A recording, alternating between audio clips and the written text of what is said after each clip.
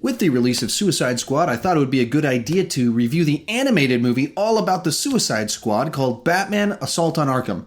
Really, it should be called Suicide Squad Assault on Arkham, but Batman sells.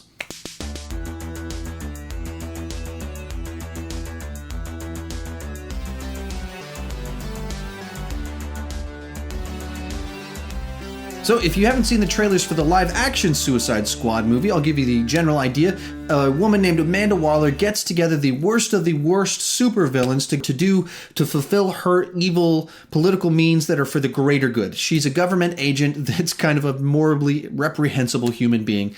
That's Amanda Waller. So this movie essentially has the same premise as the live-action movie, that Amanda Waller gets together a group of villains to go fight some sort of evil. In this movie, the plot is different, though. She's sending in this group of people into Arkham Asylum to try and get some files that are there for reasons that you discover throughout this movie. So with that, I'm going to kind of give the good and the bad of this animated movie. I'm going to contrast a little bit with the live-action one, because I'm assuming that most of you have seen the live-action movie, and this is an interesting take on the same set of characters and the same general premise. So on the good side, this movie's structured a good bit better than the live action movie. It's not as choppy in understanding who the central character is. The way it introduces the characters and the plot unfolds a lot more naturally and makes a lot more sense. So the movie starts off and you get an action sequence that introduces the plot of the movie, and then you get a montage introducing a lot of these characters.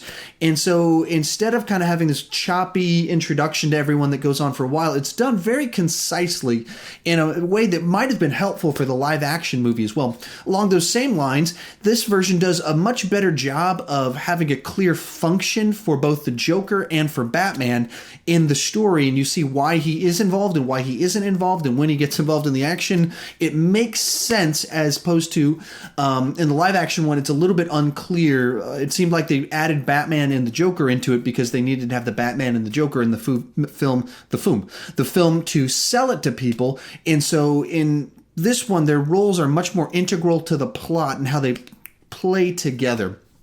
Likewise, this film gives a very different version of Harley Quinn that's still true to the version that we love, that's still very similar to the one that you see in the film, but it's just an interesting take on her relationship specifically with the Joker and where things are at in that regard, that I could see a lot of people that had issues with the live-action version liking this version of Harley Quinn more, because in her own way she's a stronger character while still being equally broken. They might actually like this one a little bit more. What's also fun about this one is that they really kind of went there with some of the violence and the deaths of the main, or not the main villains, of the protagonists who are villains. In that, I mean, just kind of the callous nature that Amanda Waller just doesn't care if they die, lets them die, lets some of them die just to show the other ones that, yeah, I don't care if you die. I just need your help, so I'm going to kill you if you don't help me. And you really see that in this one even more so. This is actually the second time I watched it. The first time I watched it, I wasn't quite ready for just how harsh it was, so I actually was kind of down on it a little bit more. The first time I watched it, this time I was a little bit more prepared for it, so I appreciated it a good bit more. The big complaints about the live-action movie was the plot just didn't seem to mesh with the people they got together. It just wasn't very engaging. So they say in the movie that they're putting the Suicide Squad together to fight metahumans, and then they end up fighting against these big, powerful, ancient god type creature metahumans. But then they get like a crazy clown woman with a bat and a guy with a boomerang and a guy that can climb. And so half of these guys, you're like, what? Why would you get these people for this job? However, in this movie, this animated one, the plot makes more sense. Amanda Waller needs something done that she can't get actual military people to do because it's shady as can be. So she gets these criminals to do it, and they're breaking into a building. It's a contained environment. It's a contained story, and they're fighting against villains and types of people that make sense for people of their caliber to be fighting. And so the plot of it worked much better.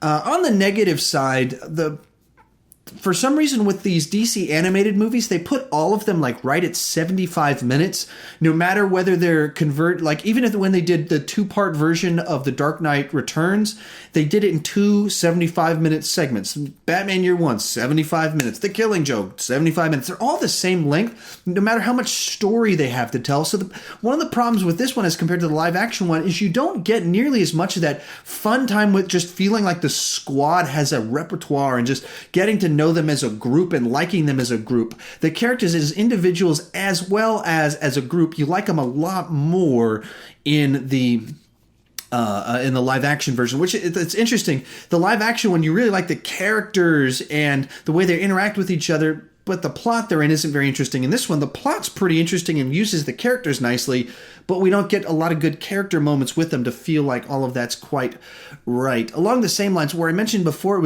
I liked that they kind of killed off the characters. It also felt a little bit like they were just trying to be edgy for the sake of being edgy. And so some people had issues with the live action version because they felt that Harley Quinn was too sexualized in the way that they used her.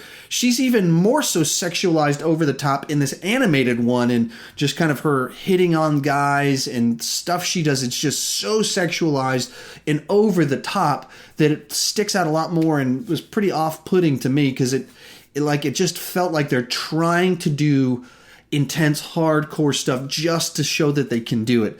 And so I didn't particularly care for that side to it. I like harder edge things, just not when it feels like you're doing it just to impress me with how hard edge you can be.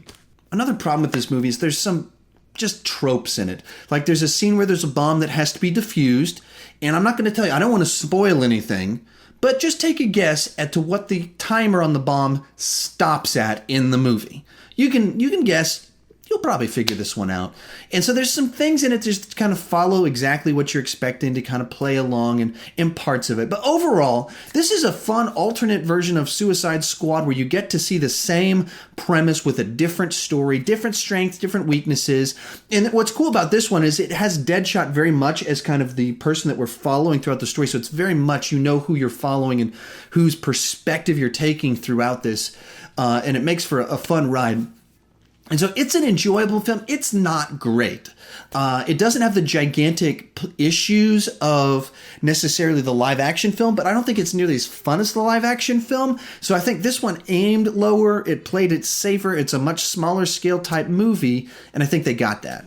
All in all, I think I'm going to give this a 7 out of 10. They didn't swing for the fences. They did not get the fences, but they made an enjoyable film that was in kind of what they were going for. I wish it would have been longer to give us a little bit more time with the characters, and I think there was still some weird stuff with Harley Quinn and just being so forced and trying to show, look, we've got a naked Harley Quinn, like just trying to do stuff like that just to catch your attention. But it's a good ride. If you like these DC animated movies, this is a good one. And if you like the idea of the Suicide Squad, but you didn't like the plot of the one that we saw, this is a good alternative that you might like. But to be honest, this isn't one that I'm going to pop in a whole lot. The only reason I rewatched it this time was because the new one came out. Otherwise, it wasn't really on my radar as something to watch again. And even though the title says it's Batman Assault on Arkham, this is Suicide Squad Assault on Arkham. Batman is a side character. We're following the Suicide Squad on their adventure, and Batman appears a lot more in this than he does in the live action one. And same with the Joker. Both of their parts in the movie are much more integral to the plot. So thank you for watching. If you've seen this, what did you think about it? How did you think it compares to the live action movie? Tell me about it in the comment section. If you like this channel and you want to see more, please click that subscribe button. Thank you for watching.